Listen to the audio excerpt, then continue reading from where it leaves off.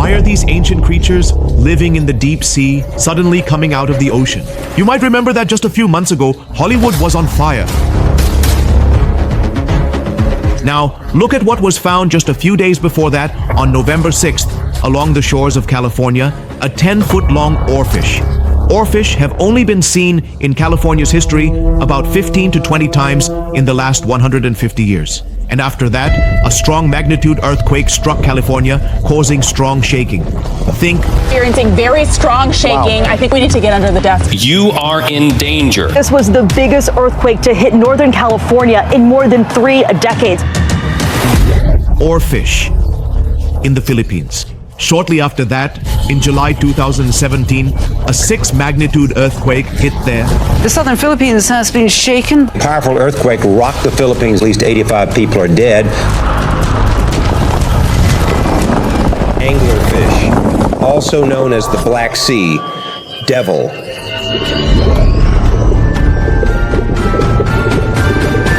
It is found in the dark depths of the ocean, ranging from 1,000 to 10,000 feet. Some divers saw it floating, almost dead on the surface of the sea. This particular oarfish was literally seen struggling for its life on the shores of Mexico. Whereas oarfishes are usually found in deep waters, ranging from 650 to 5,000 feet deep.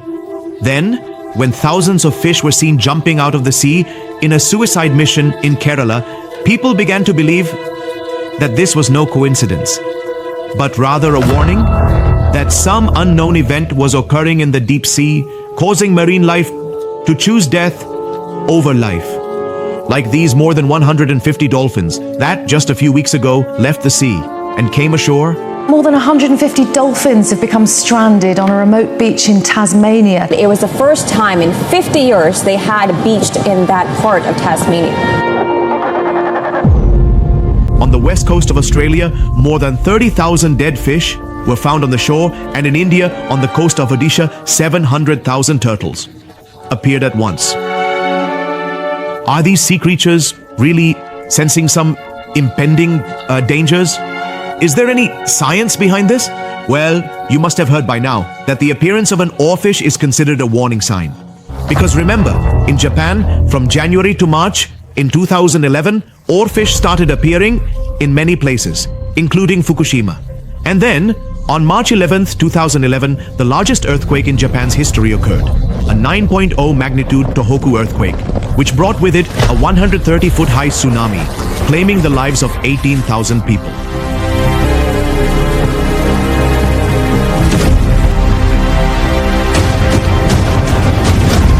And that's why, even today in Japan, they are called the Doomsday fish.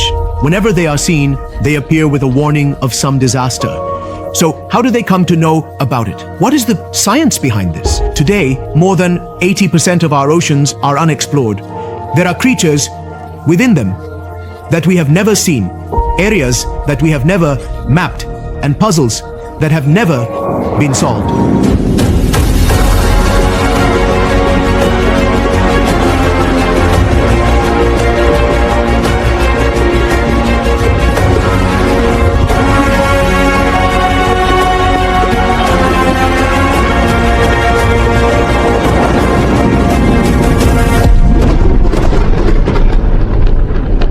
Deep. It is a secret vault of the earth where nature is conducting such dangerous experiments with creatures that literally grotesque mutants and aliens are being created who perhaps want to tell us something, illuminating the deep, dark corners of the ocean. Some secrets that could tell us when and how these vast oceans were ultimately born.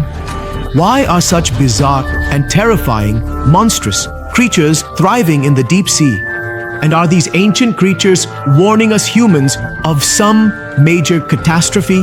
To understand the depth of this deep sea mystery, we must dive into its deep history. 4.5 billion years ago, a piece of rock filled with fire and lava was being born in our solar system. In the early days, many space rocks kept raining down on it. The Hadean period had begun, which was named after the infernal Greek god. For about 200 to 300 million years, Earth was a harsh place under Hades. with boiling volcanoes, scorching temperatures of thousands of degrees Celsius, a toxic gas chamber-like atmosphere, and water.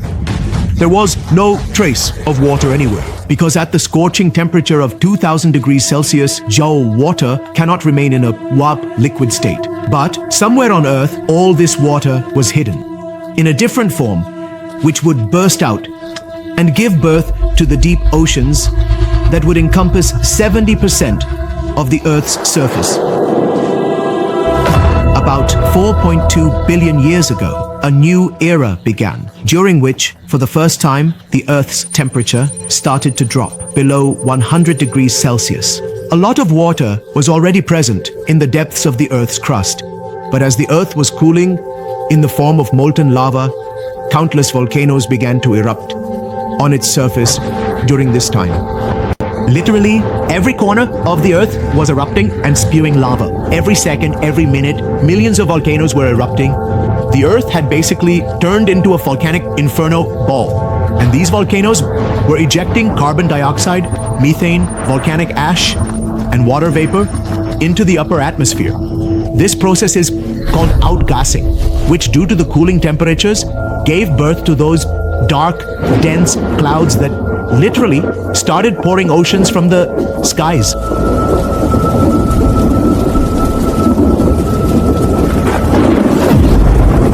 Yes, the rain of the late Hadean period lasted for millions of years. There was hardly any part of the sky that wasn't bursting with this flood-like rain.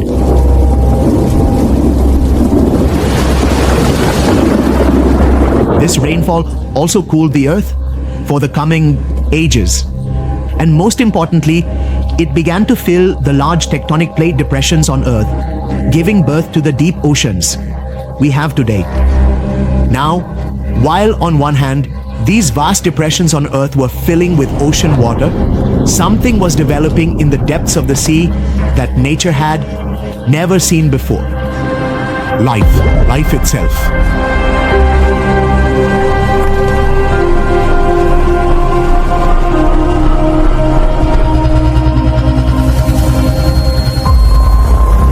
But how do scientists find out what is happening 10,000 kilometers deep in the ocean? Today, modern science has evolved to such an extent that we have many advanced technologies like self-navigating, submarines, Hadal zone cameras, sonar, mapping, and LiDAR. All the data from these technologies is combined and analyzed with the help of data science to study deep-sea creatures. Look, the Earth was still filled with volcanoes and open cracks. Only the deep pits of the continental plates had filled with water. But at the base, there were still smoldering volcanoes. These were around the underwater volcanoes. Some open cracks, which are today called hydrothermal vents. These hydrothermal vents were about to become the womb of your and my life. Hydrothermal vents are basically deep underwater cracks from which 400 degrees Celsius heat erupts. Water is expelled along with rich underground minerals. At such high pressure, and with the water being so hot, it can even melt metals. It was from here that life received its first pulse of energy. 3 things are needed for the birth of life. Water, correct? Chemicals, and these chemicals, or energy to make these elements interact with each other. This initial energy for life was not given by our star, the sun, but by underground volcanoes, from which complex biomolecules like proteins, lipids, and RNA could form. The first life forms on Earth were born in the dark depths of the Earth, where even the rays of the sun could not reach. Interesting, right? History tells us that we are from the underworld, not from heaven. However, this life was initially simple and unicellular, known as Luca, standing for last universal common ancestor, meaning the common ancestor of every living being on Earth. Many people think that amoeba was the first living organism, but amoeba appeared on Earth just 1.5 to 2 billion years ago, and we are talking about 4 billion years ago. Now, what do you think? If microbial life on Earth began 3.5 billion years ago, when did creatures like fish appear? Whatever your guess is, pause the video and write it in the comment section below. Now let me tell you, it was only 540 million years ago, meaning for 3.3 billion years, Those creatures ruled that we cannot even see with our eyes. Microbes that have been living for 3.5 billion years, eukaryotes like fungi that have been living for 2 billion years, and then about 1 billion years ago, some very simple animals like Dickinsonia and sea sponges began to appear. They were not sophisticated like today's animals because they did not have well-defined tissues and specialized organs, just some rudimentary parts. Look at them carefully. These are our most ancient ancestors who look like dried chapatis. So the question arises, what exactly happened 540 million years ago that suddenly all the ancestors of the animals you see on Earth today began to appear in different forms? Well, an event occurred, which is called the Big Bang of evolution.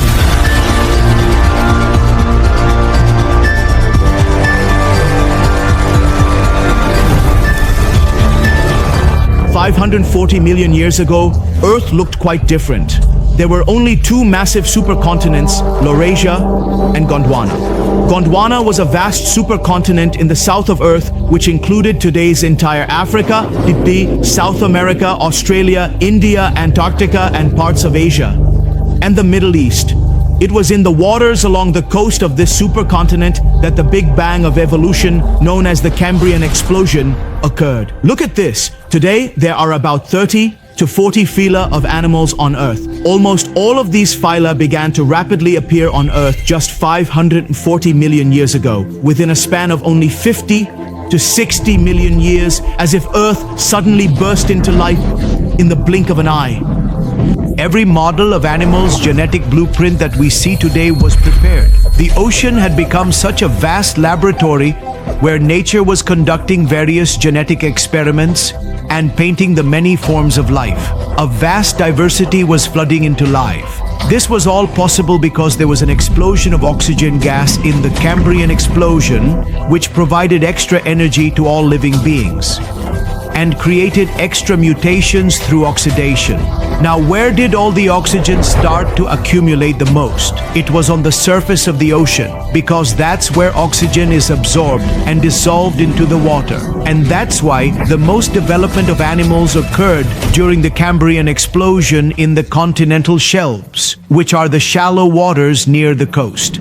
Now, when so many animals were being born in these few areas at once, it was obvious that competition for resources began among them. This created two things. Number one, for the first time on Earth, predators were born. We know this because during that era, the evolution of teeth, claws, and shells occurred in living beings. And number two, a famine of food began in the shallow waters, which then forced marine creatures to look towards the dark depths of the ocean in search of food and security. Now, let's take a moment to appreciate the fact that life started in the deep ocean, but life developed on the upper surface of the ocean and then was forced to make the lower world its new home. But this journey was going to be a journey of life and death. Until now, these creatures were not at all capable of surviving in the dark famine of the deep sea. Look, the pressure on the ocean surface is as much as 1 atmosphere, meaning as much as you and I are feeling right now. This pressure is because the molecules of air in Earth's atmosphere are supplying force on us. When you go into the depths of the ocean, all the layers of water above you are supplying force on you, causing the pressure to increase drastically. Every 10 meters, the pressure increases by 1 atmosphere, meaning a kilometer down. The pressure would be such that the weight of 20 elephants would be crushing you. Your lungs would collapse just by blinking. As you go to the deepest parts of the ocean, this pressure becomes as much as 1,100 atmospheres, meaning a force equivalent to the weight of an entire Eiffel Tower would be crushing you. Plus, in the deep sea, there is pitch black darkness. Nothing is visible, and where will you find food? And that's why, initially, if any fish went too deep, it would perish right there.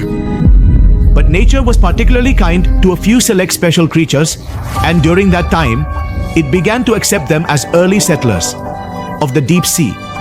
creatures like soft-bodied worms, sea sponges, and cartilaginous animals. These simple creatures overcame the crushing pressure of rocks with their softness and delicacy. Their bodies were made of soft, gelatin-like material and were mostly composed of 90 to 95% water. Now, one special thing about water is that it is almost incompressible. Water, even 10 kilometers below the sea, under the pressure equivalent to the Eiffel Tower's weight, compresses only by 5%. And that's why, because the bodies of these creatures were largely made of water and gelatin, and their cell membranes were flexible like rubber bands. So these creatures, like a water-filled balloon, do not easily burst even under high pressure. These creatures were made not to burst under pressure, but to survive. These creatures would stick to the ocean floor and feast on the remains of dead plankton and sea creatures that fell from the upper layers of the water. Their lives were going quite well.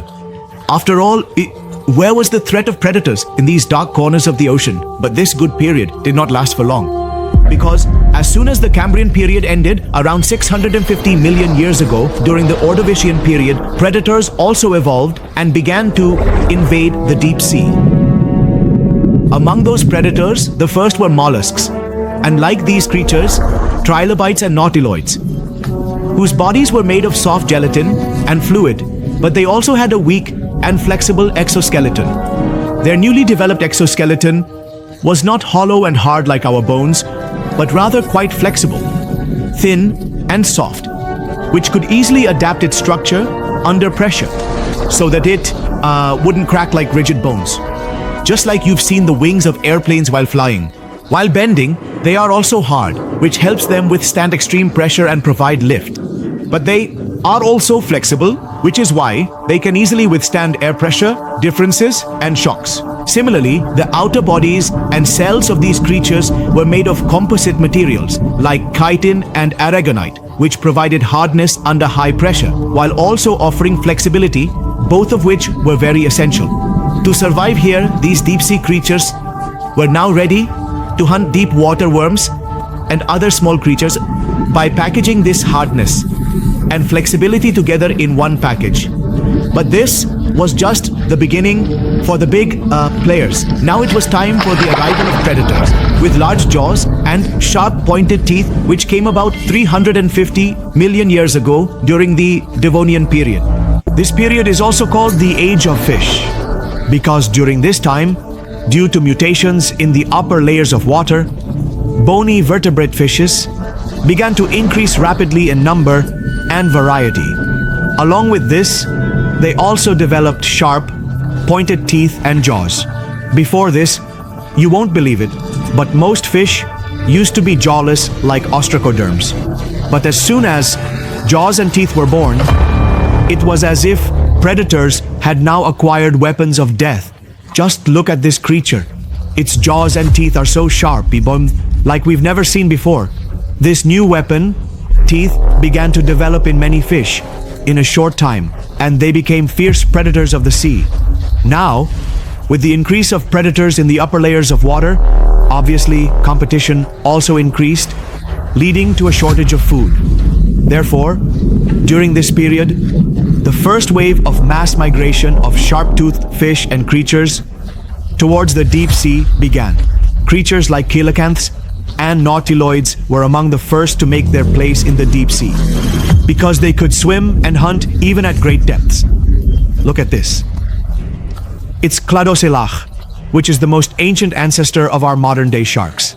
They grew up to 6.5 feet and used to hunt in the deep sea. Now, to escape these new dangerous intruders, some deep-sea creatures like jellyfish and crustaceans began to develop some interesting powers. They started producing their own light. Their bodies, due to their metabolism in the low oxygen deep water, were producing an enzyme called luciferase. This enzyme naturally produces light with almost no heat. This feature is called bioluminescence today, which you can still see in many deep-sea creatures like anglerfish, lanternfish, etc. This feature greatly benefited these creatures because it was literally like carrying their own light in the pitch dark. Plus, just like how insects are attracted to light today, due to these lights, their prey would swim towards them on their own.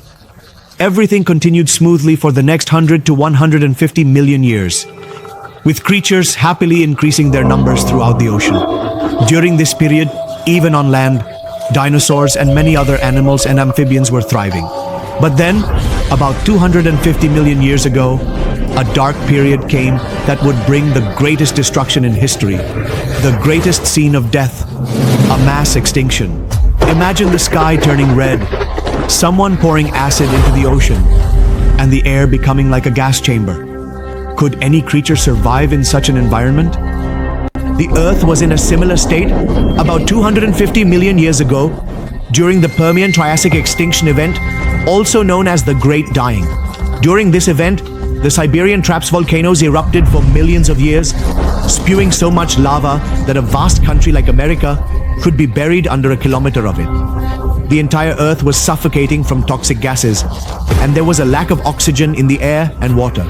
In just 50,000 to 200,000 years, you won't believe it, but 96% of marine animal species and 70% of land animals went extinct forever.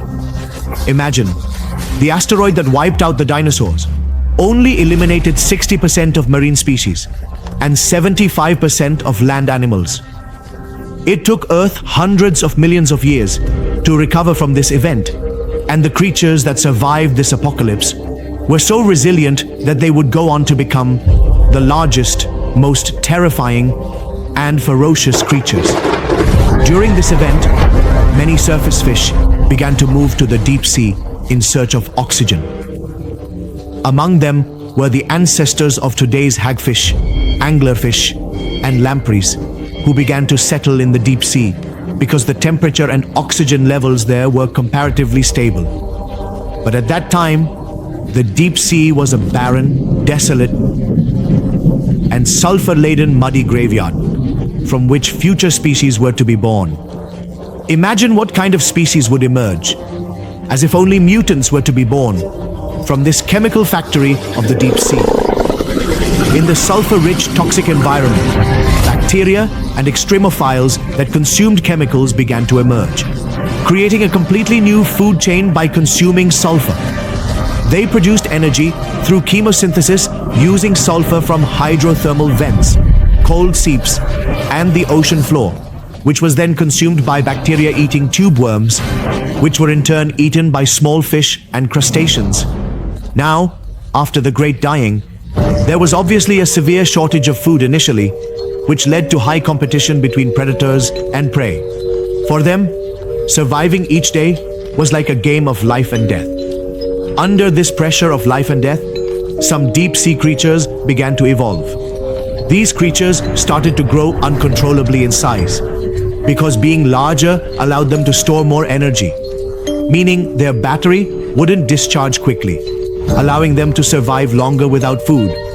In the dark depths of the ocean, who could challenge these giant creatures? And thus, the birth of deep-sea gigantism had occurred, with ordinary marine creatures beginning to transform into masters. Those colossal squid, today, when we look into the deep sea, they can be up to 46 feet long. Just imagine, their eye alone is the size of a large plate. Spider crabs that are 13 feet long can easily wrap around your car. 7 feet wide, jellyfish, even oarfish that can be up to 36 feet long. Greenland sharks that are 23 feet long, and the giant isopod that crawls on the ocean floor and can be up to 2.5 feet wide. The ancestors of all these creatures had arrived in the deep sea during this time and were continuously increasing their size. Then, over the coming millions of years, they made many strange adaptations in the harsh environment of the deep sea, like this fish, through whose skull you can literally see its brain. This is the barrelly fish, and these are its eyes, which can look 90 degrees upwards and detect even the slightest shadow of prey. Upon seeing a shadow, it attacks directly. How weird, right? A brain in a bulb-like skull, and glowing eyes swimming, almost like an alien. This is the Dumbo octopus. Don't be fooled by its name and innocent appearance, because it is so resilient that when caught by a predator, it sacrifices its own arms. It detaches its tentacles right there and escapes, which distracts and confuses the predator. Brittle stars are another creature that uses the same tactic. This is the scaly-foot snail, nature's very own Iron Man, because it is the only creature whose shell is literally made of iron. Obviously, it needs this because it lives near the deep-sea hydrothermal vents. Look at this fish that literally carries the technology to disappear with it. As devilish as it looks, it knows how to deceive with equal cunning. Whenever a predator tries to locate it by its shadow, it erases its shadow. It emits a faint blue light from its belly, which camouflages it in the faint light coming from above. This makes its shadow disappear. You will see such creative use of bioluminescence a lot in the deep sea. The midwater squid is another creature that uses the same tactic.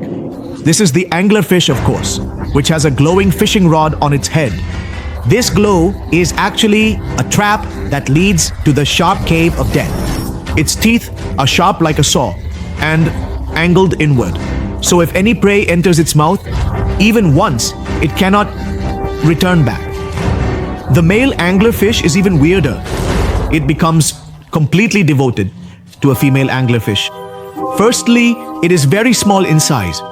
Once it finds a female anglerfish, it bites her directly and starts releasing some enzymes from its mouth.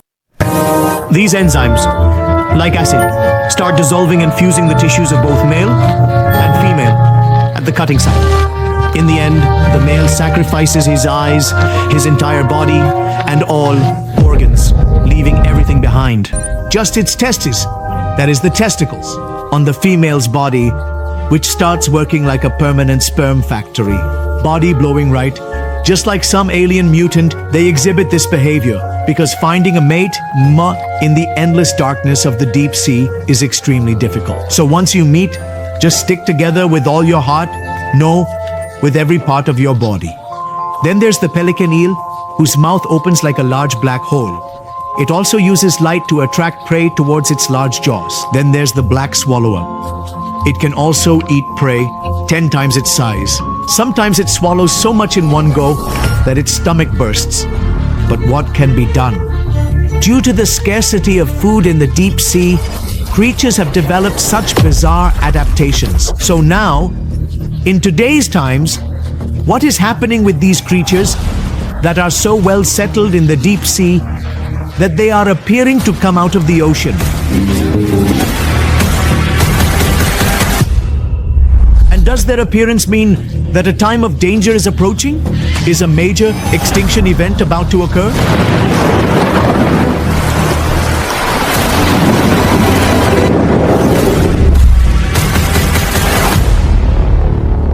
Well, is this red-marked area you see, which is spread out from North and South America through Japan to the Philippines and down to New Zealand.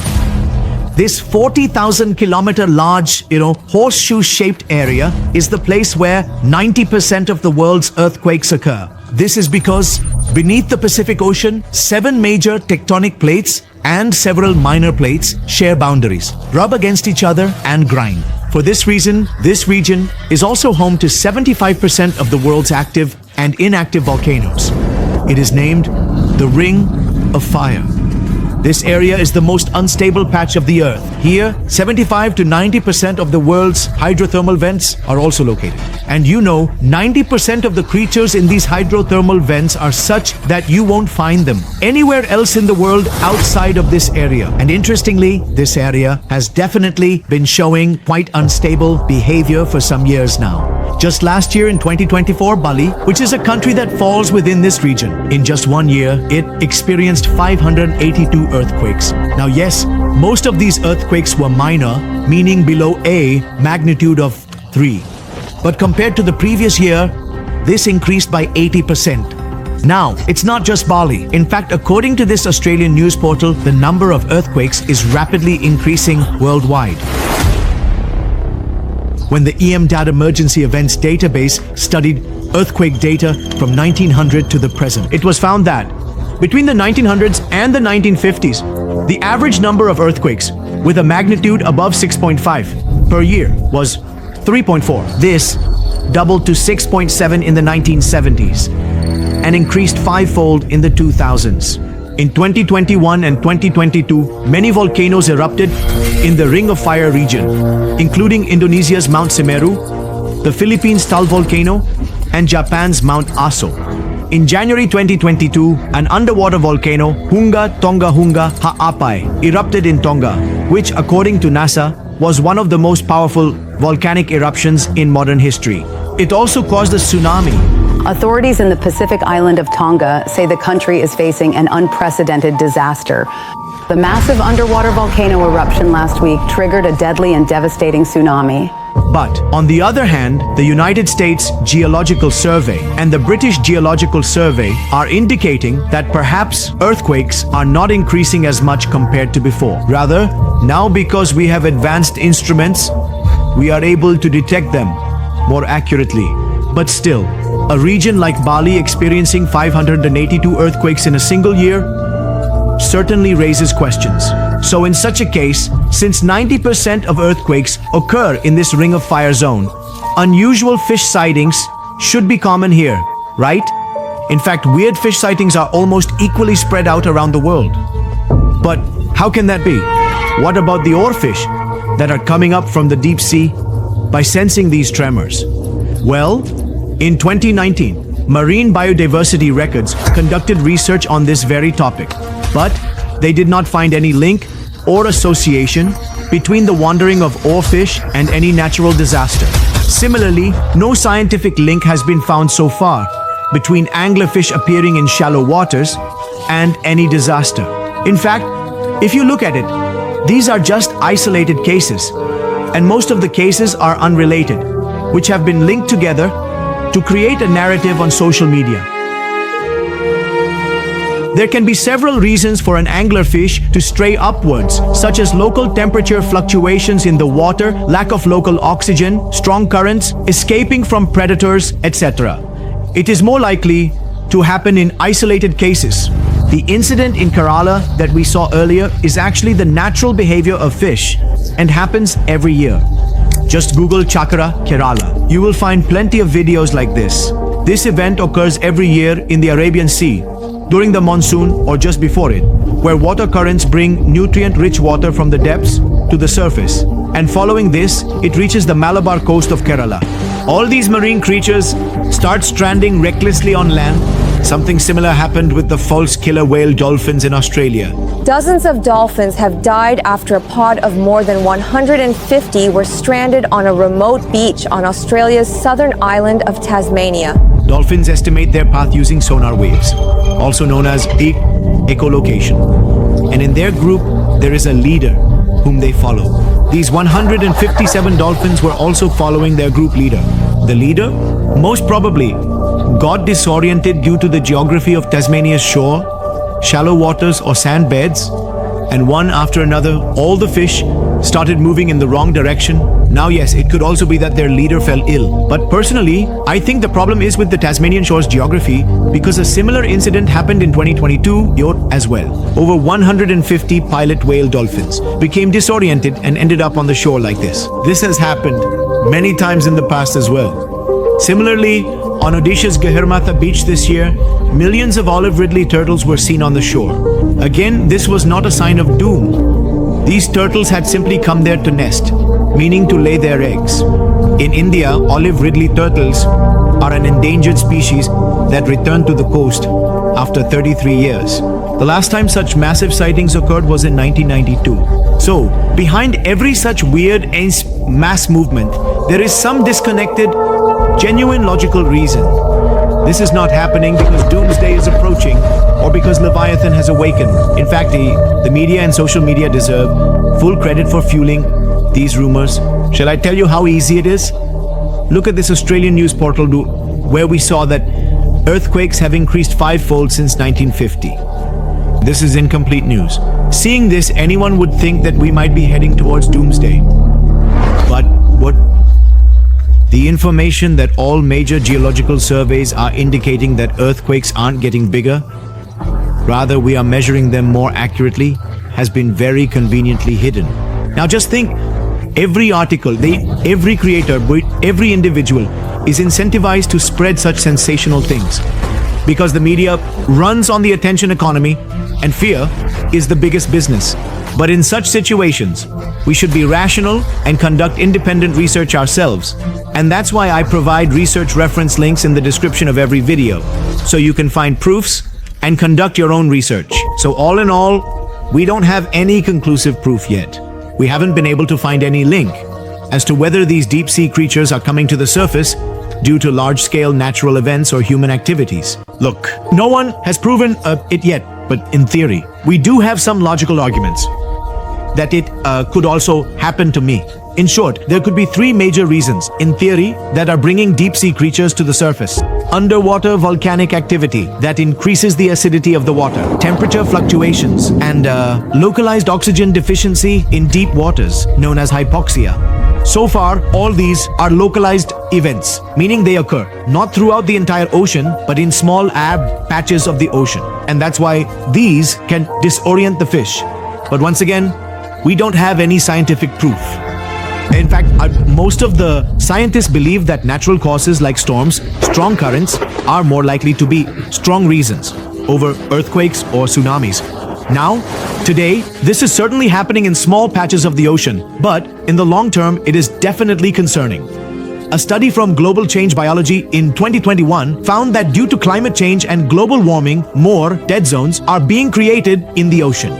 Those areas where localized oxygen deficiency is occurring. Research from the Royal Society Open Science in 2019 found this. Humans are polluting the ocean in such a way that concerning amounts of microplastics are being found in deep-sea organisms. And then we eat these same fish. A study from Marine Policy in 2015 warned that due to human greed and lack of control, overfishing is occurring, which can destroy the ocean's food chain and ecosystem. Apart from this, deep-sea mining, drilling, dumping chemicals, oil leaks, these are also some reasons that can completely change the behavior of sea creatures in the ocean.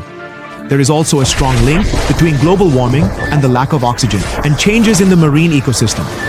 So, even though these deep-sea creatures, unrelated to our sorrows, are not literally saying anything to us on social media, but they have certainly brought a message with them to awaken us, to bring us foresight.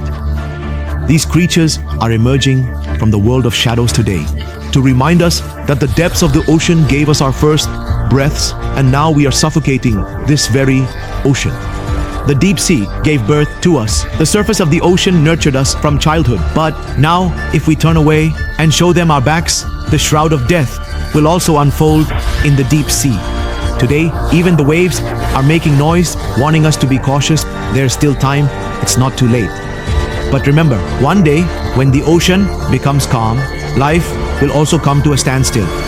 The heartbeat of the ocean is our heartbeat, which beats together and will stop together. Our arrogance should break in the face of nature's power, because it's not in rigidity and strength, but in flexibility. Nature has kept us alive until now. Those who stand rigidly are swept away by storms. Bowing before nature is not a weakness. The greatest strength of existence is, as always, in humanity, not dominance. Think about it.